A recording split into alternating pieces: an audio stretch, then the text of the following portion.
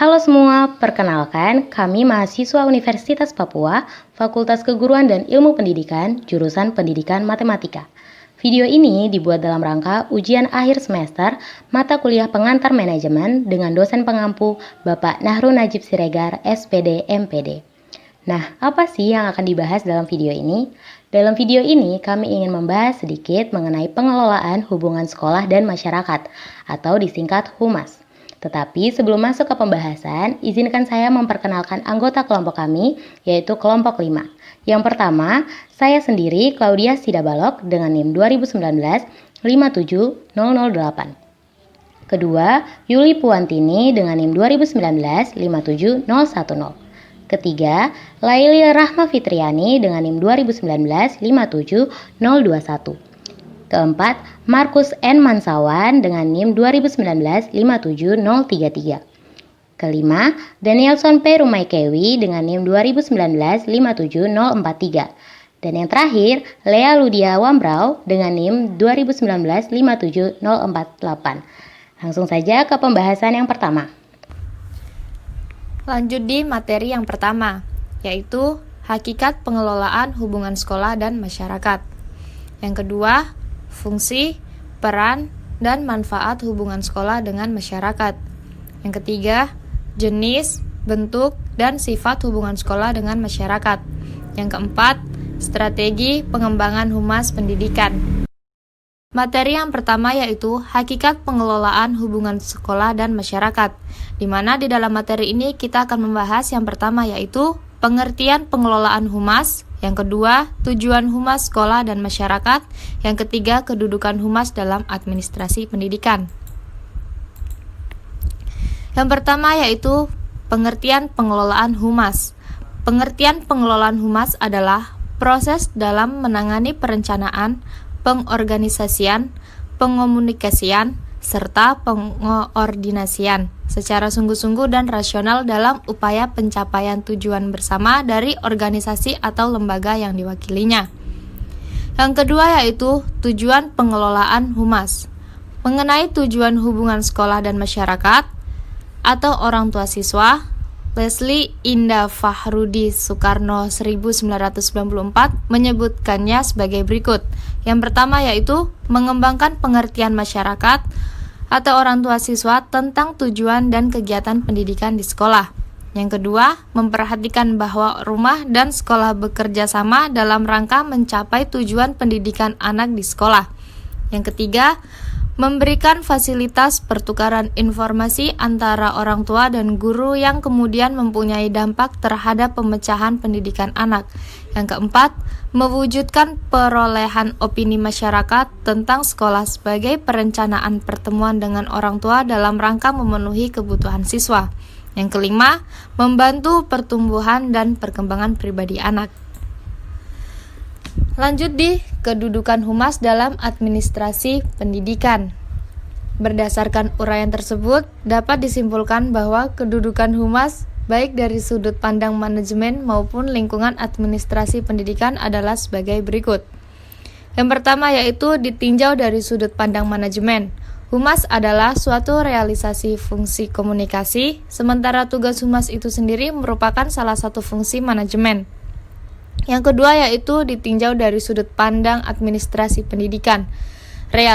Realisasinya adalah kegiatan yang dilakukan sekolah bersama-sama dengan masyarakat. Kegiatan sekolah yang berhubungan dengan masyarakat diarahkan pada terciptanya kerjasama yang harmonis antara sekolah dan masyarakat. Lanjut di materi yang kedua yaitu fungsi, peran, dan manfaat hubungan sekolah dengan masyarakat, di mana di dalam materi ini kita akan membahas yang pertama yaitu fungsi hubungan sekolah dengan masyarakat, yang kedua peran hubungan sekolah dengan masyarakat, yang ketiga pelaksanaan berbagai jenis kegiatan humas pendidikan, yang keempat manfaat khusus humas pendidikan di sekolah. Yang pertama yaitu fungsi hubungan sekolah dengan masyarakat. Fungsi pokok sekolah dengan masyarakat adalah menarik simpati masyarakat umumnya serta publik khususnya sehingga dapat meningkatkan relasi serta animo pada sekolah tersebut. Hal ini akan membantu sekolah menyukseskan program-programnya sehingga mampu mencapai tujuan pendidikan yang diharapkan. Fungsi hubungan sekolah dengan masyarakat adalah yang pertama, mengatur hubungan sekolah dengan orang tua, yang kedua, memelihara hubungan baik dengan komite sekolah, yang ketiga, memelihara dan mengembangkan hubungan sekolah dengan lembaga pemerintah swasta dan organisasi nasional. Yang terakhir yaitu memberi pengertian kepada masyarakat tentang fungsi sekolah melalui bermacam-macam teknik komunikasi seperti majalah, surat kabar, dan mendatangkan sumber. Selanjutnya yaitu peran hubungan sekolah dengan masyarakat. Peran hubungan sekolah dengan masyarakat dibedakan menjadi dua, peran humas eksternal dan peran humas internal. Yang pertama yaitu peran humas eksternal.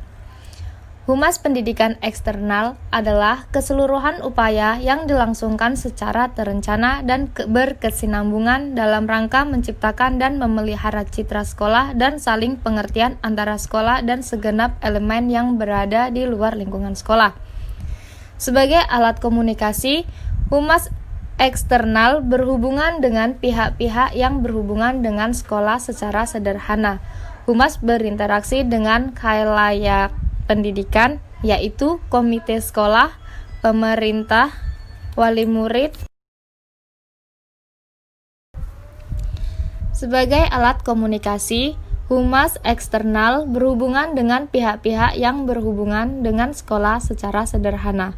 Humas berinteraksi dengan khalayak pendidikan, yaitu komite sekolah, pemerintah, wali murid, institusi luar, perusahaan, bisa juga LSM, serta media dan wartawan yang peduli terhadap kemajuan pendidikan. Oleh sebab itu, tugas humas sekolah sebagai alat komunikasi eksternal antara lain yang pertama yaitu memfasilitasi kegiatan sekolah, yang kedua menjalin komunikasi dengan para orang tua siswa, yang ketiga menjalin hubungan dengan sekolah yang lain, yang keempat memperluas hubungan dengan sekolah dalam rangka mempererat kerjasama antara sekolah. Yang kelima, menjalin kerjasama dengan instansi lembaga lain yang terkait dengan pendidikan. Yang keenam, mengembangkan hubungan yang harmonis dengan dinas-dinas terkait, terutama lembaga struktural dinas pendidikan, baik tingkat kota maupun provinsi. Yang terakhir, yang ketujuh, yaitu melakukan komunikasi secara berkala dengan lembaga-lembaga media massa, wartawan, dalam skala lokal dan nasional. Yang kedua, yaitu tentang peran humas internal. Menurut M. Linggar Anggoro tahun 2001, kegiatan humas internal lebih diutamakan untuk membangun komunikasi dan distribusi informasi ke personal di lembaganya. Dengan demikian, humas pendidikan internal adalah kegiatan yang ditunjukkan kepada warga sendiri di lingkungan sekolah, yaitu guru pegawai dan organisasi siswa. Lanjut di materi yang ketiga, yaitu tentang pelaksanaan berbagai jenis kegiatan humas pendidikan. Pelaksanaan kegiatan humas berdasarkan kurikulum tahun 1975 berkaitan dengan hubungan sekolah dengan masyarakat meliputi beberapa hal berikut. Yang pertama yaitu mengatur hubungan sekolah dengan orang tua siswa. Yang kedua, memelihara hubungan baik dengan badan pembantu penyelenggaraan pendidikan. Yang ketiga, memelihara dan mengembangkan hubungan sekolah dengan lembaga-lembaga pemerintah swasta dan organisasi sosial. Yang keempat, memberi peringatan kepada masyarakat bahwa fungsi sekolah bermacam-macam teknik atau sarana komunikasi seperti majalah surat kabar atau mendatangkan narasumber. Menurut Ismat Syarif dan kawan-kawan tahun 1976 menegaskan karena berada di tengah-tengah lingkungan masyarakat sekolah harus berhubungan dengan masyarakat. Hubungan tersebut dapat ditinjau dari dua segi, yaitu segi pertama hubungan dinas dengan instansi atasan, yang kedua yaitu hubungan dengan pihak lain di luar ketentuan atasan. Yang pertama yaitu hubungan dinas dengan instansi atasan. Hubungan kedinasan tampak dalam penyampaian laporan tertulis mengenai bermacam-macam data dan kegiatan sekolah. Kadang-kadang kegiatan tersebut berupa pelayanan kunjungan pejabat pendidikan dalam rangka melakukan kegiatan supervise. Yang kedua yaitu hubungan dengan pihak lain di luar ketentuan atasan. Selain itu, terdapat hubungan kerjasama dari pihak lain, meliputi yang pertama, hubungan dengan BP3, yang kedua, hubungan dengan sekolah lain, yang ketiga, hubungan dengan organisasi profesi guru seperti PGRI atau Persatuan Guru Republik Indonesia. Lanjut di materi yang keempat, yaitu tentang manfaat khusus Humas Pendidikan di sekolah. Menurut Fuad Ihsan tahun 2003 menegaskan bahwa manfaat hubungan timbal balik antara sekolah dan masyarakat adalah sebagai berikut. Yang pertama yaitu tentang manfaat masyarakat. Manfaat hubungan timbal balik bagi masyarakat antara lain. Yang pertama yaitu adanya bantuan tenaga pendidik pada bidangnya yang ikut melancarkan pembangunan di lingkungan masyarakat yang bersangkutan.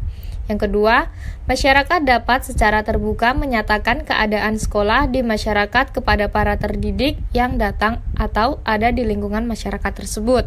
Yang ketiga, meningkatkan cara berpikir, bersikap, dan bertindak yang lebih lanjut terhadap program pemerintah di lingkungan masyarakat tersebut. Yang keempat yaitu masyarakat akan lebih mengenal fungsi sekolah untuk pembangunan bagi mereka sehingga mereka ikut memiliki sekolah tersebut. Dan yang terakhir yang kelima yaitu masyarakat terdorong untuk makin maju dalam berbagai bidang kehidupannya berkat kerjasama antara masyarakat dan sekolah. Yang kedua yaitu manfaat sekolah. Manfaat hubungan timbal balik bagi sekolah antara lain yang pertama yaitu sekolah mendapatkan masukan dalam penyempurnaan pendidikan atau pengajaran atau PBM akibat interaksi sekolah dengan masyarakat. Yang kedua yaitu memberikan pengalaman langsung dari praktis bagi siswa dalam berbagai hal. Yang ketiga, mendekati masalah secara interdisipliner. Yang keempat, mengerti dan tanggap terhadap kebutuhan masyarakat. Yang kelima, manfaat narasumber dari masyarakat. Yang keenam, menerima bantuan dari masyarakat antara lain pemikiran, dana, sarana, dan lain-lain. Serta yang terakhir yaitu manfaatkan masyarakat sebagai laboratorium yang sesuai dengan keperluan siswa atau mata pelajaran tertentu.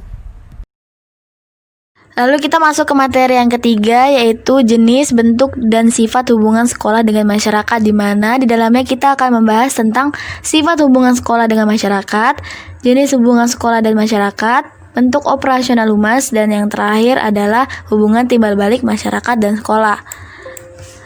Yang pertama, kita akan membahas sifat hubungan sekolah dengan masyarakat. Pada dasarnya, hubungan sekolah dengan masyarakat harus bersifat pedagogis, sosiologis, dan produktif, sehingga dapat mendatangkan manfaat untuk kemajuan sekolah. Secara terperinci, sifat hubungan tersebut dapat dijelaskan sebagai berikut. Yang pertama, hubungan timbal balik yang menghasilkan manfaat bagi kedua belah pihak. Yang kedua, hubungan yang bersifat sukarela berdasarkan sifat bahwa sekolah merupakan bagian yang tidak terpisah dari masyarakat. Yang ketiga, hubungan yang bersifat kontinu atau berkesinambungan antara sekolah dan masyarakat. Lalu yang terakhir, hubungan ke dalam sekolah yaitu menambah keyakinan dan mempertebal pengertian bahwa civitas akademika tentang segala pemilikan material dan imaterial sekolah. Yang kedua, kita akan membahas jenis hubungan sekolah dan masyarakat. Jenis hubungan sekolah dan masyarakat menurut Ngalim Purwanto 2005 dapat digolongkan menjadi 3 jenis, yaitu yang pertama ada hubungan edukatif. Maksudnya di sini sebagai hubungan kerjasama dalam hal mendidik antara guru di sekolah dan orang tua di dalam keluarga. Yang kedua ada hubungan kultural, di mana sebagai usaha kerjasama antara sekolah dan masyarakat yang memungkinkan adanya saling membina dan mengembangkan kebudayaan masyarakat tempat sekolah itu berada. Lalu yang ketiga, hubungan institusional, yaitu sebagai hubungan kerjasama antara sekolah dengan lembaga-lembaga atau instansi-instansi resmi lain, baik swasta maupun pemerintah. Seperti hubungan kerjasama antara sekolah dengan sekolah-sekolah lain, dengan kepala pemerintah setempat, dan lain-lain yang berkaitan dengan perbaikan dan perkembangan pendidikan pada umumnya. Jadi, dapat disimpulkan bahwa hubungan sekolah dengan masyarakat adalah rangkaian kegiatan organisasi atau instansi untuk menciptakan hubungan yang harmonis dengan masyarakat atau pihak tertentu di luar organisasi tersebut, agar mendapatkan dukungan terhadap efisiensi dan efektivitas pelaksanaan kerjasama secara sadar dan sukarela. Selanjutnya, bentuk operasional humas. Bentuk operasional humas mencakup beberapa bidang. Yang pertama, sarana akademik, yaitu tinggi rendahnya prestasi lulusan, penelitian, karya ilmiah, sarana dan prasarana akademik, termasuk laboratorium dan perpustakaan, serta teknologi instruksional yang mendukung program belajar mengajar.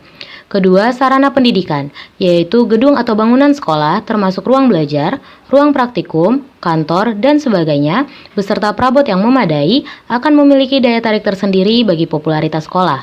Ketiga, sosial. Partisipasi sekolah dengan masyarakat sekitarnya seperti kerja bakti, perayaan hari besar nasional atau keagamaan, sanitasi, dan sebagainya akan menambah kesan masyarakat tentang kepedulian sekolah terhadap lingkungan sekitar sebagai anggota masyarakat yang senantiasa sadar lingkungan. Keempat, kegiatan karya wisata. Kegiatan karya wisata juga bisa dijadikan sarana hubungan sekolah dengan masyarakat, seperti membawa spanduk beserta atribut sekolah sampai keluar daerah. Hal ini dapat membuat nama sekolah lebih dikenal luas sampai keluar kota. Kelima, kegiatan olahraga dan kesenian. Misalnya, lomba antar sekolah akan membawa keunggulan prestasi sekolah dan membawa nama baik sekolah tersebut. Keenam, menyediakan fasilitas sekolah. Menyediakan fasilitas sekolah untuk kepentingan masyarakat sekitar selama tidak mengganggu kelancaran program belajar mengajar. Dan sebaliknya, fasilitas yang ada di masyarakat sekitar dapat digunakan untuk kepentingan sekolah. Ketujuh, mengikut sertakan tokoh-tokoh masyarakat. Sekolah dapat mengikut sertakan tokoh-tokoh masyarakat dalam kegiatan kurikuler dan ekstrakurikuler sekolah, baik secara langsung maupun tidak langsung. Selanjutnya, hubungan timbal balik masyarakat dan sekolah. Pada hubungan timbal balik masyarakat dan sekolah, ada dua hal yang akan dibahas. Yang pertama, peran masyarakat terhadap sekolah, dan sebaliknya, peran sekolah terhadap masyarakat. Peran masyarakat terhadap sekolah. Ada dua orang ahli yang mengemukakan pendapatnya mengenai peran masyarakat terhadap sekolah. Ahli yang pertama bernama Fuad Ihsan. Pada 2001, beliau menegaskan bahwa ada 5 pengaruh dan peran masyarakat terhadap pendidikan. Yang pertama, sebagai arah dalam menentukan tujuan. Kedua, sebagai masukan dalam menentukan proses belajar mengajar. Ketiga, sebagai sumber belajar. Keempat, sebagai pemberi dana dan fasilitas lainnya. Kelima, laboratorium guna pengembangan dan penelitian sekolah. Ahli kedua bernama Hasbullah. Pada tahun 2003, beliau menyatakan ada 5 peran masyarakat terhadap sekolah. Yang pertama, mendirikan dan membiayai sekolah. Kedua, mengawasi pendidikan agar sekolah tetap membantu dan mendukung cita-cita serta kebutuhan masyarakat. Ketiga, menyediakan tempat pendidikan seperti gedung-gedung sekolah, perpustakaan, aula, dan lain-lain. Keempat, menyediakan berbagai sumber untuk sekolah, dan lain-lain. Kelima, menyediakan sumber pelajaran atau laboratorium tempat belajar, buku-buku pelajaran, dan lahan pembelajaran yang lain seperti industri, perumahan, transportasi, perkebunan, pertambangan, dan lain-lain. Selanjutnya, peran sekolah terhadap masyarakat. A. Ghaffar MS pada tahun 1992 menjelaskan 4 peran sekolah terhadap perkembangan masyarakat. Yang pertama, mencerdaskan kehidupan bangsa. Kecerdasan masyarakat dapat dikembangkan melalui pendidikan formal dan non-formal. Masyarakat yang tingkat kecerdasannya tinggi akan mudah memecahkan problema hidup dalam masyarakat. Kedua, membawa virus pembaharuan bagi perkembangan masyarakat. Sekolah sebagai lembaga pendidikan banyak melakukan penelitian untuk meningkatkan kualitasnya. Nah, penelitian ini akan menghasilkan penemuan baru yang dapat digunakan untuk meningkatkan perkembangan masyarakat. Ketiga, melahirkan masyarakat yang siap dan terbekali. Seperti yang kita ketahui, untuk terjun ke lapangan pekerjaan diperlukan bekal yang matang, pengetahuan, sikap, dan keterampilan. Oleh karena itu, sekolah harus berusaha menyusun kurikulum agar lebih fleksibel terhadap perkembangan zaman sehingga menghasilkan output yang siap pakai. Keempat, melahirkan sikap positif dan konstruktif. Untuk melahirkan sikap positif dan konstruktif, sekolah berusaha membekali siswanya sejak sekolah dasar melalui pendidikan agama, pendidikan moral, maupun bidang studi lainnya. Strategi pengembangan humas pendidikan dibagi jadi 2 bagian. A. Pemahaman dasar strategi pengembangan humas sekolah. B. Pendekatan hubungan humas sekolah. Yang pertama, pemahaman dasar strategi pengembangan humas sekolah. Dalam usaha mengembangkan sekolah, strategi humas harus bersinergi dengan unsur manajemen lainnya, terutama untuk menegakkan dan mengembangkan citra yang menguntungkan favorable image bagi organisasi perusahaan PR. Humas produk para kalangan yang memiliki hubungan stakeholder, baik stakeholder internal maupun publik eksternal, agar perkembangan yang terjadi di sekolah berjalan mulus. Perkembangan publik internal harus signifikan dan akseleratif sehingga bisa berbanding lurus dan saling berkaitan dengan humas. Dalam hal ini, aspek-aspek internal pendidikan harus mendapat perhatian khusus. Yang kedua, pendekatan hubungan humas sekolah. Penciptaan hubungan yang baik antara sekolah dan masyarakat menuntut adanya pendekatan yang tepat bagi kedua belah pihak. Pendekatan yang tepat dalam hubungan sekolah dengan masyarakat adalah komunikasi dua arah. Hal ini berarti, jika salah satu pihak ingin menyampaikan sesuatu, pihak tersebut langsung mengomunikasikannya tanpa menunggu pihak lain memulai terlebih dahulu. Nah teman-teman, itu tadi materi hasil diskusi kami kelompok 5. Mohon maaf jika ada kesalahan dan kekeliruan kata-kata yang disengaja maupun tidak disengaja. Nah, dari uraian singkat di atas dapat disimpulkan bahwa sekolah dan masyarakat saling mempengaruhi. Pendidikan dipengaruhi oleh keadaan masyarakat, misalnya keadaan sosial ekonominya. Faktor kesenjangan sosial ekonomi akan mempengaruhi strategi dalam perencanaan pendidikan.